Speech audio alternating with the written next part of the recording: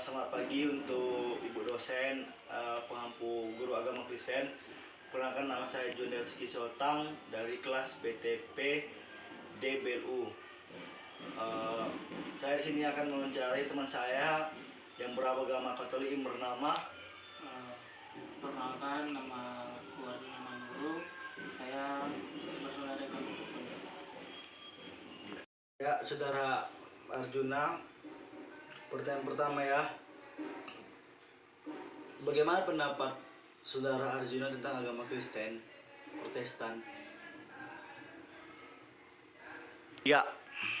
Terima kasih untuk saudara Juanda atas pertanyaannya. Bagaimana pendapat agama kami atau Katolik terhadap agama Kristen Protestan, begitu kan? Sebelumnya kita harus tahu dulu, agama Katolik itu adalah salah satu cabang dari agama Kristen, yang dimana ajaran kami itu adalah secara keseluruhan mencakup semua pengikut Yesus Kristus, baik yang berafiliasi dengan gereja Katolik, Protestan maupun Ortodoks.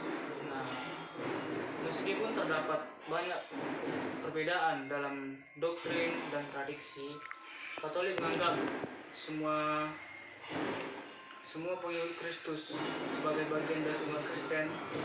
Namun dalam ajaran Katolik terdapat keyakinan yang lebih mendalami mengenai otoritas Paus, sakramen-sakramen gereja, dan tradisi gereja yang dianggap tidak terpisahkan dari wahyu Allah, yang membedakan Katolik dengan cabang-cabang Kristen lainnya. Begitu. Pertanyaan kedua untuk Saudara Arjuna, apa saja sih ajaran khusus yang menjadi ciri khas dari agama Saudara, agama Katolik? Ya. Terima kasih pertanyaannya pada saudara Juanda. Yang menjadi ciri khas sebagai agama Katolik yaitu yang pertama adalah sakramen. Dalam gereja Katolik atau gereja kami itu mengajarkan adanya 7 sakramen, yaitu baptisan, ekaristis atau perjamuan kudus, krisma, tobat, perkawinan, imamat, dan pengurapan orang sakit. Sakramen ini dianggap sebagai sarana keselamatan.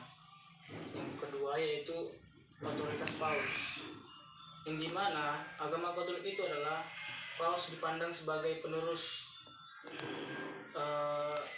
Petrus dan memiliki otoritas tertinggi dalam gereja. Paus berperan dalam memimpin umat Katolik di seluruh dunia. Yang ketiga yaitu devosi kepada Maria dan Orang Kudus.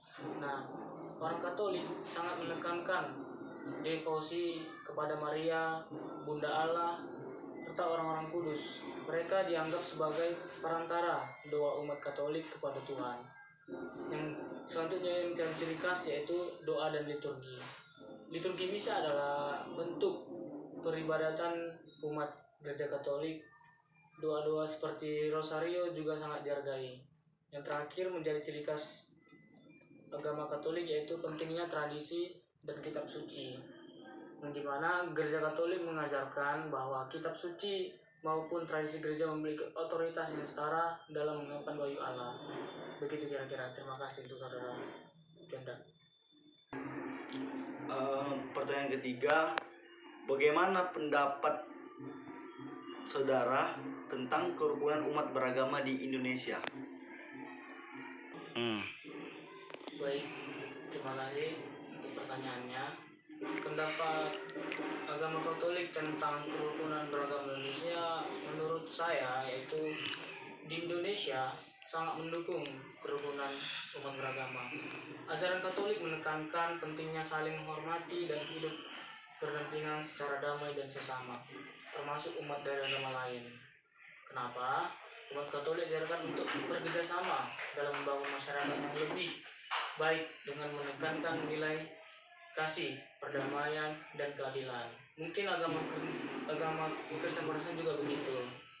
Nah, Gereja Katolik juga mendukung dialog antara agama sebagai sarana untuk saling memahami, menghormati, dan menciptakan kerukunan Indonesia yang maju ini. Begitu kira-kira. Terima kasih. Ini pertanyaan terakhir ya untuk saudara Arjuna. Pertanyaannya, apa saja yang bisa dilakukan sebagai upaya bersama umat beragama untuk mewujudkan persatuan di Indonesia? Oke, terima kasih. Upaya untuk mewujudkan persatuan Indonesia dalam ajaran agama Katolik itu ada beberapa upaya yang saya perlu tahu, yaitu dialog. Yang pertama yaitu dialog antar agama. Dialog antar agama ini yang pertama yaitu meningkatkan komunitas dan dialog antar umat beragama untuk saling memahami dan menghargai perbedaan. Yang kedua yaitu upaya kerjasama sosial dan kemanusiaan. Upaya beragama dapat bersama-sama bekerja dalam kegiatan sosial seperti membantu korban bencana, mengurangi kemiskinan, atau melawan ketidakadilan sosial. Yang ketiga yaitu upaya pendidikan multikultural, di mana kita tahu meningkatkan pendidikan yang menekankan pentingnya kerukunan, toleransi, dan saling menghormati antar agama sejak dini. Oke. Yang terakhir yaitu menghargai perbedaan. Kenapa saya bilang menghargai perbedaan? Karena membangun sikap saling menghormati dan menghargai percayaan orang lain serta menghindari diskriminatif atau ekstrem itu sangat penting. Itu adalah salah satu upaya untuk mewujudkan atau persatuan di Indonesia. Mungkin begitu, Saudara Jondo. Terima kasih. Terima kasih untuk saudara saya Arjuna telah berdiskusi lah tentang diskusi tentang beragamnya umat Kristiani dengan umat Kristen Katolik. Baik, terima kasih atau sama-sama. Semoga ilmu yang saya berikan atau yang saya sampaikan semoga bermanfaat untuk kita semua.